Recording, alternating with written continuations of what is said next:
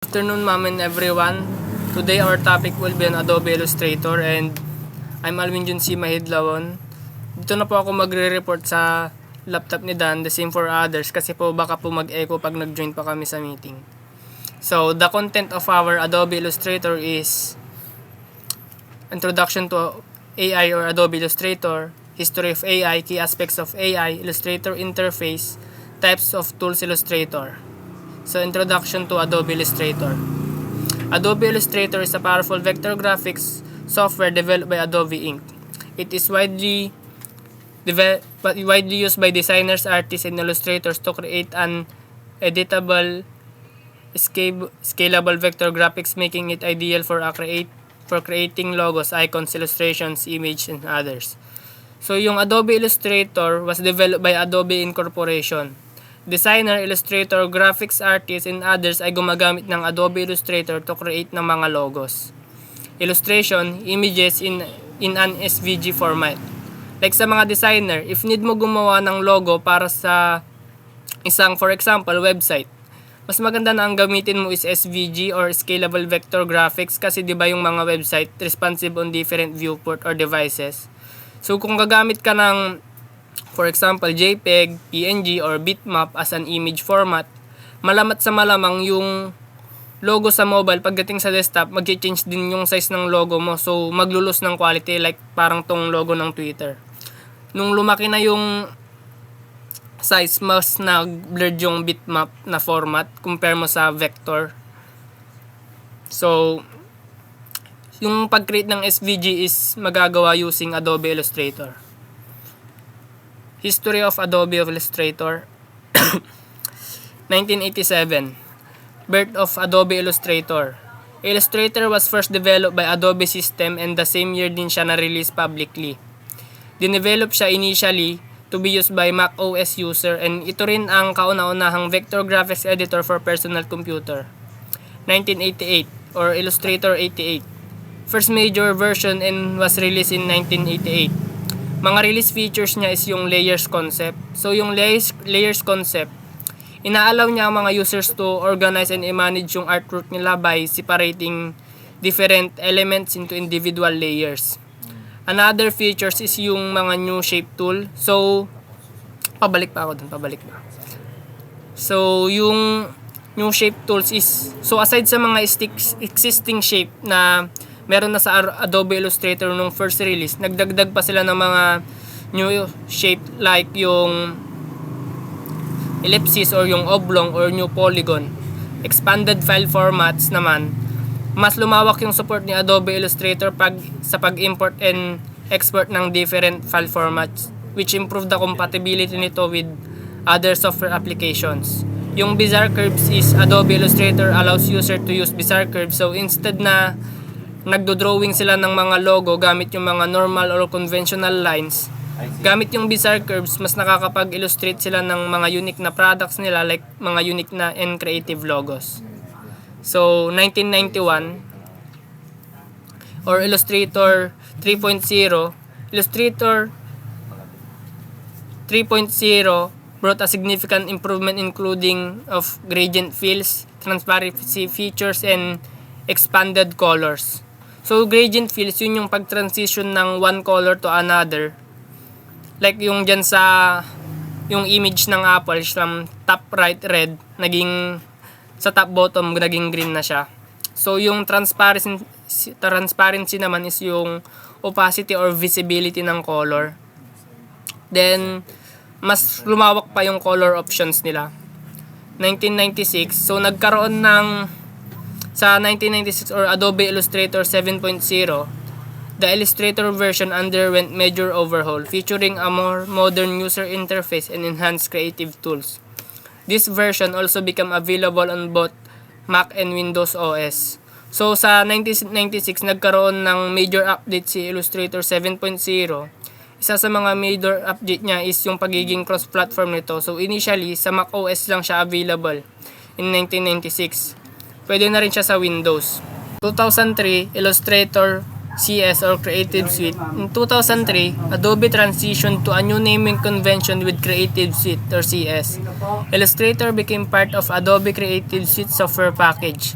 So in 2003, nag-shift na ito into Illustrator Creative Suite. So ang nangyari is naging part na si Illustrator ng isang software package known as Adobe CS.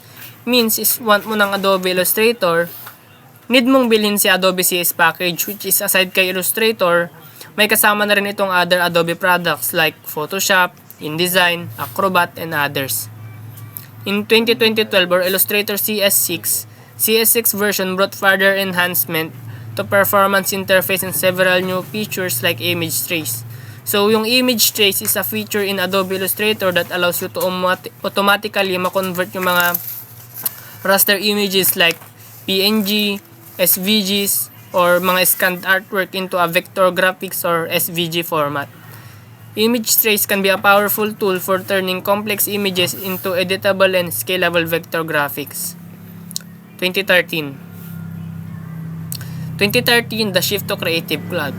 Adobe moved to a subscription-based model with the release of Creative Cloud. Users will need to subscribe to Creative Cloud to access the latest version of Adobe software, including Illustrator. So in 2013, same pa rin naman siya sa Adobe Creative Suite na package pa rin pag binili, and kunyari, bumili ka pa rin ng Adobe Creative Cloud. Package pa rin siya. May laman pa rin siya ng iba't ibang Adobe product bukod sa Illustrator. Ang pinagkaiba nga lang is, para magamit mo siya, need mo siyang bayaran monthly or yearly basis, depende sa kung ano man yung subscription plan mo. Adobe Illustrator 2021. Adobe 2021 continued to update Illustrator regularly. It also focused on performance improvements and added features like cloud documents. So sa 2020, mas lalo pa nilang in-improve yung performance by reducing the lag, enhance rendering speed, and improve overall efficiency. Yung features naman na cloud document is ina-allow niya si user to save and access their Illustrator files across multiple devices. So this release also showcased Adobe's commitment to refining existing tools for a smoother user experience and meet the changing needs ng mga graphic designer, illustrators, and artists. So next reporter is Dukulan Dan Erod.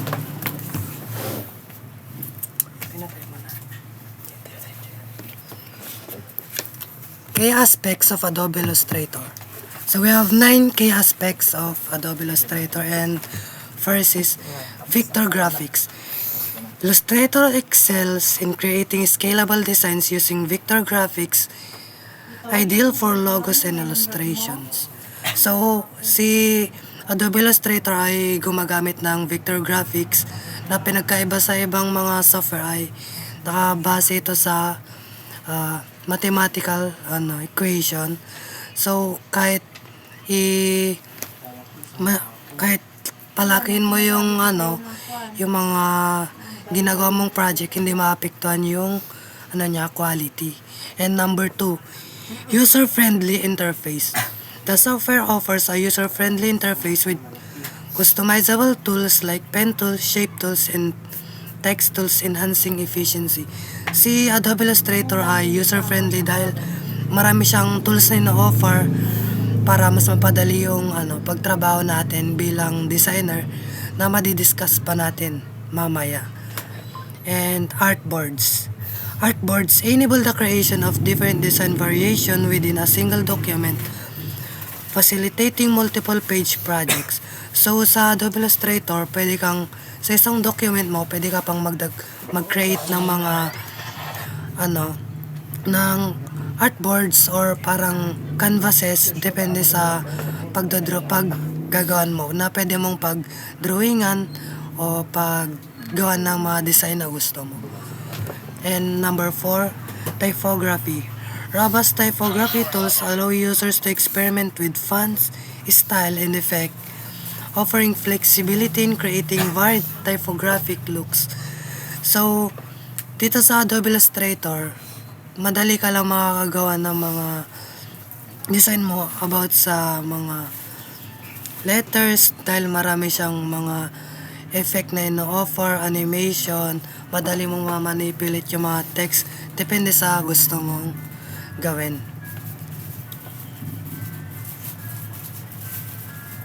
And number 5, drawing and illustration. K-tools like pen tools and brush tools empower users to create precise shapes and freeform drawings directly in the software. So, madali ka lang dito makakapag-drawing dahil marami siyang tools like pen tools, brush tools na dahil madali mo lang ma-manipulate yung yung mga lines na gusto mong gawin, mas makadali ka lang makakapag-drawing dahil sa mga tools dito sa Adobe Illustrator. Then number 6, integration with Adobe Creative Cloud. Illustrator seamlessly integrates with other Adobe Creative Cloud's apps, streamlining workflow and comprehensive design project. So, dahil si Adobe Illustrator are part ng Adobe Creative Cloud, pwede kang mas madali kang makakapagtrabaho dahil pwede ka pang makapagtrabaho dahil kasalit ang Adobe Illustrator sa Adobe Creative Cloud tulad ng Photoshop, InDesign at saka iba pang software. And number 7, export and file formats. Supporting various file formats including AI, PDF, and SVG, Illustrator ensures versatility for sharing file across different platforms.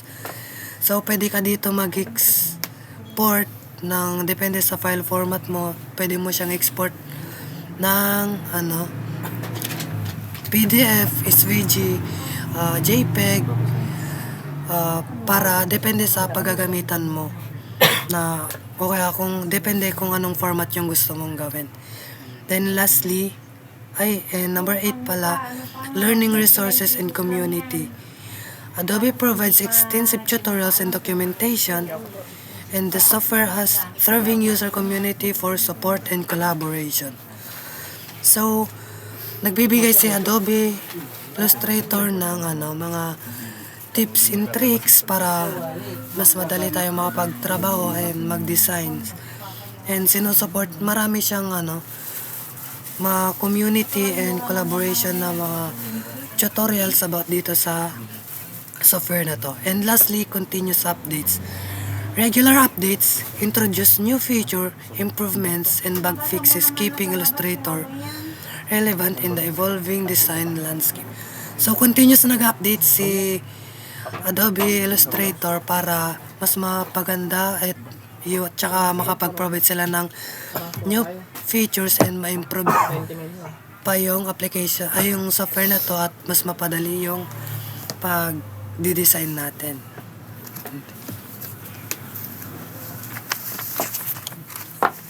Good afternoon everyone, and I am Samarjik Painaga, reporter of this Illustrator interface. Yung Illustrator interface is mayroong 10 na components. Number 1 is menu bar.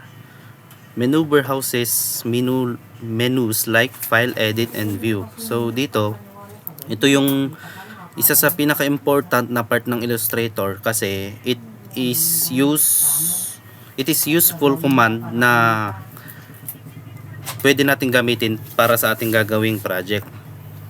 Pwedeng mag-create, edit, and mag-explore sa menu bar. Number 2 is toolbar. Toolbar contains tools for drawing, editing, and modifying objects. So dito naman is naglalaman siya ng mga basic and useful tools para makagawa ng objects. Dito rin makikita yung mga features ng ating Illustrator. Number 3, artboard. The canvas where you create and manipulate artwork. Sa artboard, nagsisilbing medium of art kasi dito tayo gagawa ng object para sa ating gagawing project. Number 4 is control panel. Displays options and settings for selected tools or objects. Si control panel naman is ang purpose nito is to control or iset yung gagawin natin na project para siyang setting na setting feature ng Adobe Illustrator. Number 5, layers panel organizes and controls the visibility of layers. So dito naman is minamanage niya yung control para sa layers. Para siya yung nag-aayos nung layer para hindi magkakagulo-gulo or hindi magkapatong-patong yung bawat layers. Then number 6. Hello po everyone, ako po si Mark Angelo Alvarado. Ako po ang magtutuloy ng 6 to 10 ng Illustrator interface. 6. Swatches panel. Manage color swatches for strokes and fills. Ang swatches panel ay dito mo easily ma-access ang mga predefined na mga kulay, gradient at mga patterns. Maaari mong i-apply sa artwork na ginawa mo sa pamamagitan lamang ng isang click. Pwede ka rin gumawa ng sariling custom na swatches para magamit sa iba't ibang mong mga project.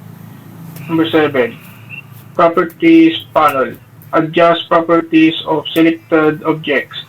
Properties panel naman ay isang bahagi ng interface na nagdi-display ng mga option at setting para sa napiling element sa iyong artwork. Ina-allow ka nito to easily na ma-change at adjust ang mga properties ng object tulad ng mga kulay, size at stroke at mga iba pa. Workspace switcher allows you to choose different preset workspace. Ang workspace switcher ay it allow user na mag-switch agad sa iba't ibang mga predefined na mga layout ng mga workspace para sa mga specific tasks.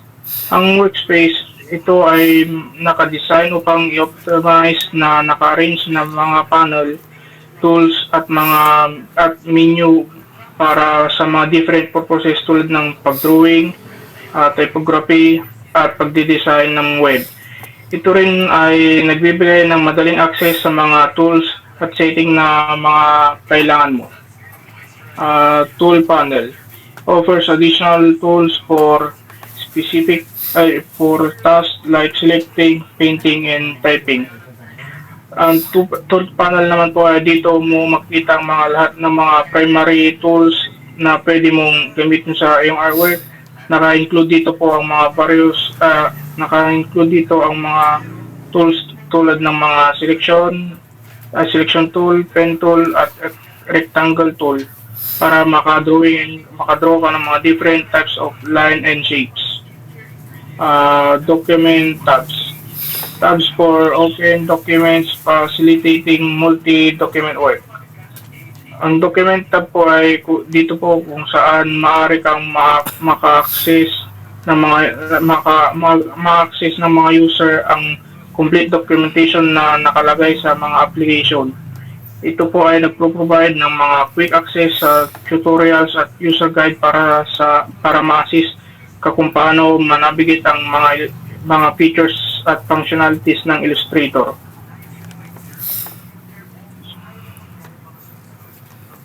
Types of tools in Illustrator. So meron tayong 6 na tools sa Illustrator. Number 1 is draw tools. Draw tools helps you to draw and edit objects and path. It creates perspective. You can also add symbols and graphs to your work. So ayun. Ang draw tools daw is ginagawa niya yung kanyang purpose na mag-draw or mag-edit ng mga objects and paths. And then, siya din yung gumagawa ng perspective. Pwede rin tayo mag-add ng symbols and graphs sa iyong gagawing artwork. Select tools. Dito naman is, siya yung nagse-select or nag-identify ng need na elements sa Illustrator. Yung gagawin mong artwork, pwede mo siyang i-move or pwede mo rin siyang i-rotate, sukatin, or i-transform yung artwork sa gusto mong angle. Number 3. Number 3, navigate tools. Navigate tools let you set your focus on an area of the artwork. You can perform basic actions like zoom in or out, rotate the view, drag artwork, or add grids to the work on the canvas.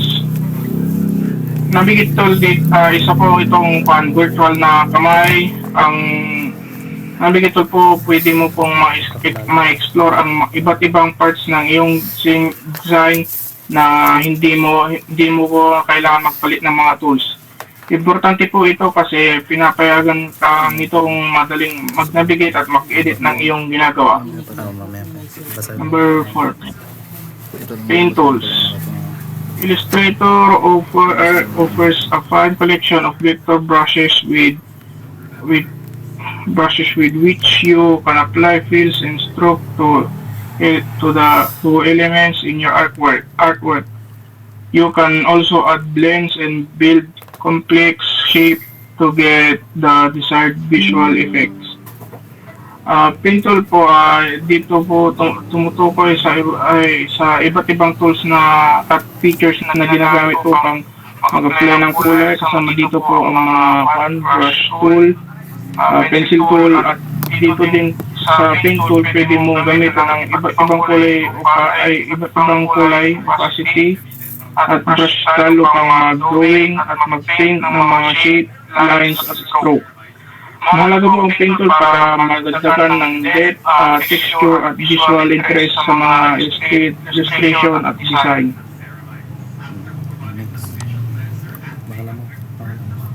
I'm Joshua J. Benemerito, reporter of Text Tools. Text Tools help you to add and edit text type in your artwork. Apart from plain text, you can also add text on a path or in an area and apply the desired text effect.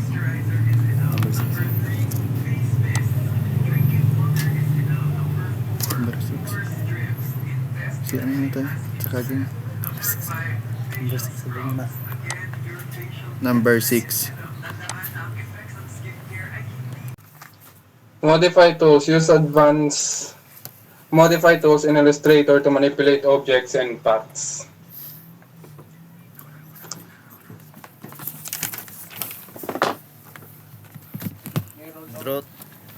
Some example of draw tools. Number 1 is pen tool. Lets you draw connected lines and curves with precision using anchor points and direction handles. So, ang pen tool is inaalaw niya yung user na mag-draw ng mga lines and curves na gumagamit ng anchor points. Ito ay may direction handles para ituro or maging guide sa paggawa ng object. Next is pencil tool. Lets you draw freehand paths like drawing with a pencil. Para siyang lapis na nagdodraw ng mga objects gamit yung virtual pencil sa Illustrator. Next is add anchor point tool. Lets you add anchor points on paths. Dito naman is inaalaw niya yung user na mag-add ng anchor points along the path. Kung i-click niya yung existing path with the tool, pwede kang mag-add ng bagong anchor points na nagpo-provide ng mas magandang control. Next is delete anchor point tool. Lets you remove anchor points from the path. Dito naman is kabaliktaran niya yung add anchor point tool. Nire-remove niya yung in-add mong anchor point para kung kunyari hindi mo siya gusto, pwede mo siyang i-remove para mag-stay yung unang nilagay mong anchor point. Next is anchor point tool. Lets you convert from corner points to smooth anchor points and adjust the direction handles if it's smooth.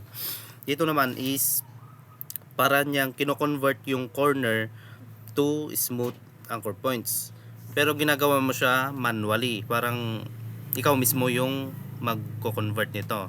Next is curvature tool. Lets you draw and edit connected lines and curves easily using anchor points. Dito naman is automatic niyang kino-convert yung corner points to smooth anchor points. Para siyang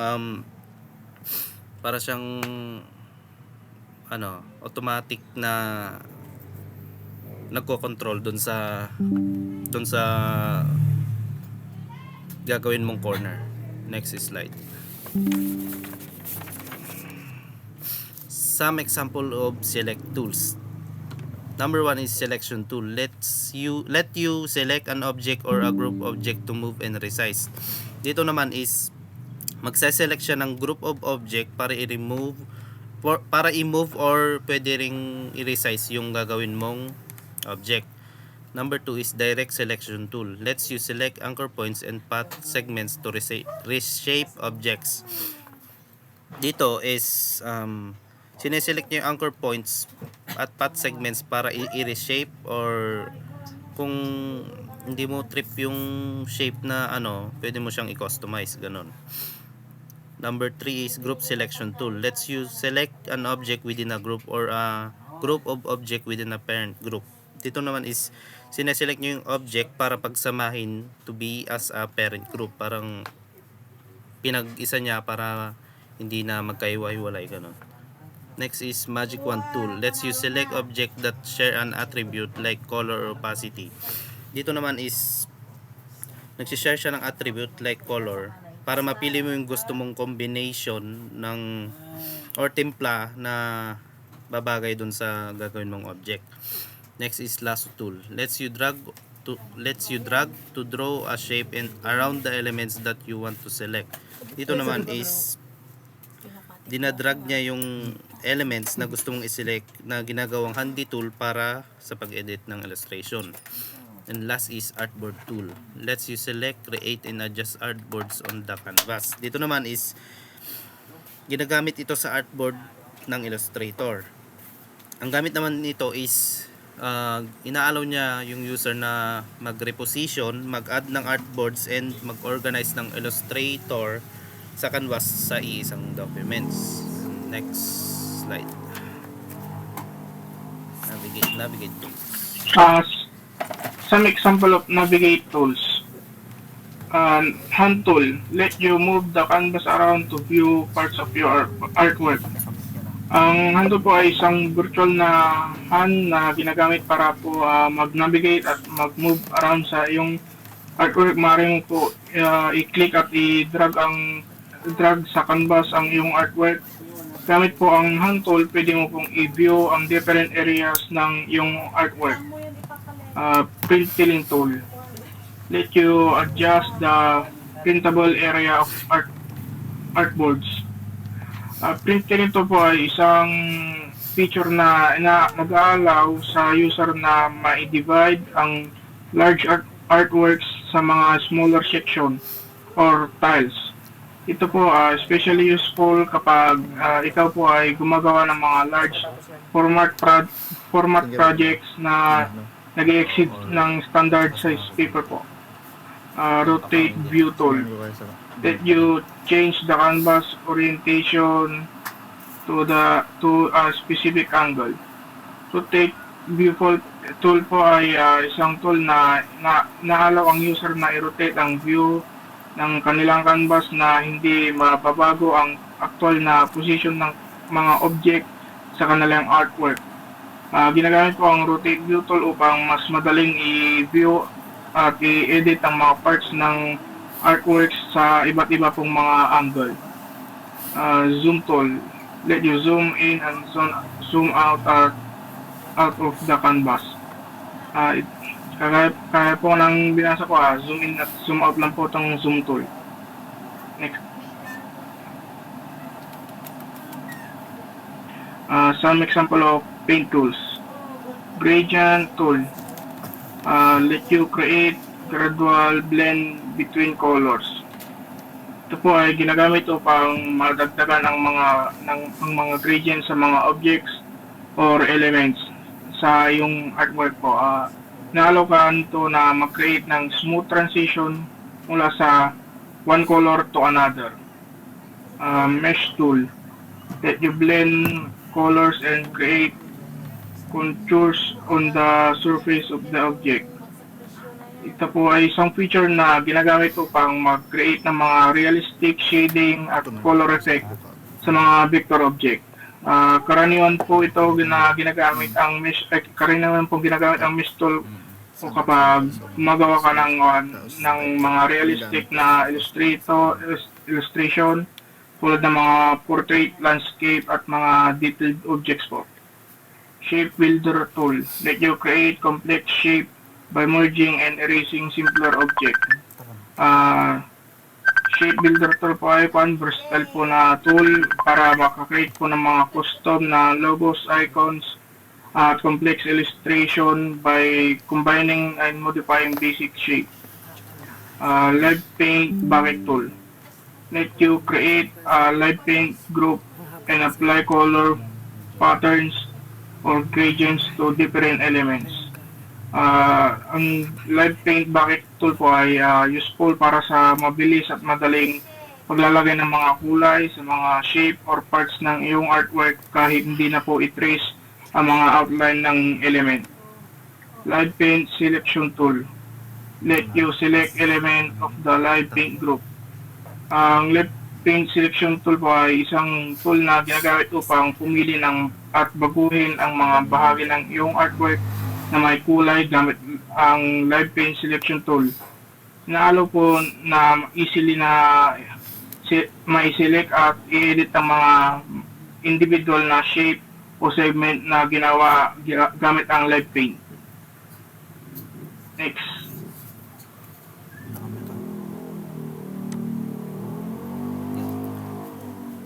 Some examples of type tool. Text tool. Type tool. Ang type tool ay ginagamit sa pag-customize tulad ng font style, font size, at sa text color. Area type tool.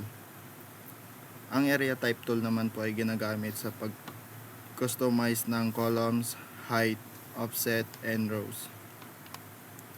Vertical type tool. Ang vertical type tool naman po ay ginagamit lamang sa patayong linya. Vertical area type tool. Ang vertical type tool naman po ay ang pagkakasunod-sunod sa isang area. Vertical type on a path tool. Vertical type on a path tool ay isang variation ng artistic test na sumusunod sa linya, curve, or sa outline. Touch type tool. Ang touch type tool naman ay ginagamit ito sa pag-move, resize, and sa pag-overlap. Next.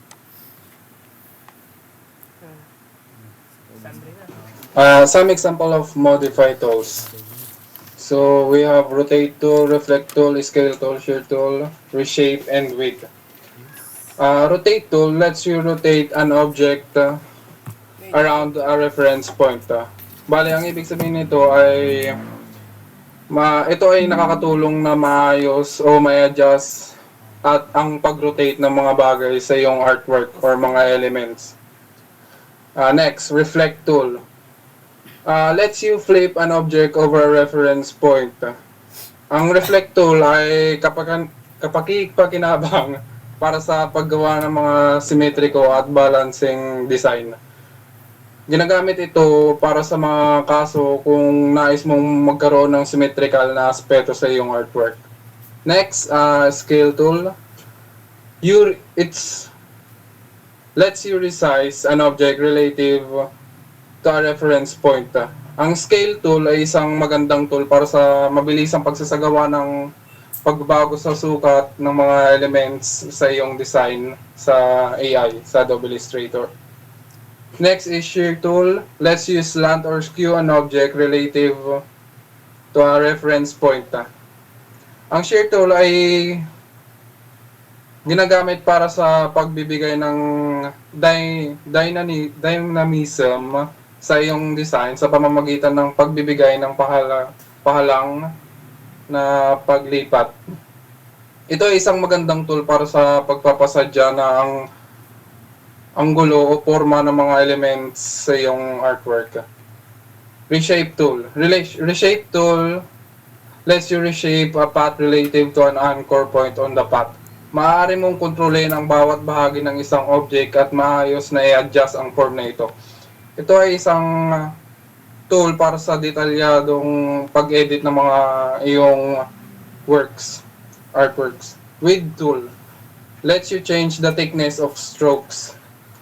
Ang width tool ay isang kapakinabang na tool para sa pagbibigay ng dimension at pagbuo ng iba't ibang effect sa iyong stroke path sa Adobe Illustrator.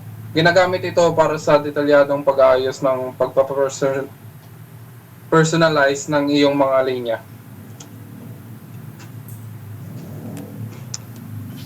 Yan lamang po. Thank you.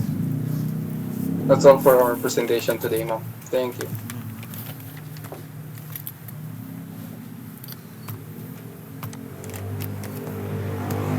Thank you, ma'am.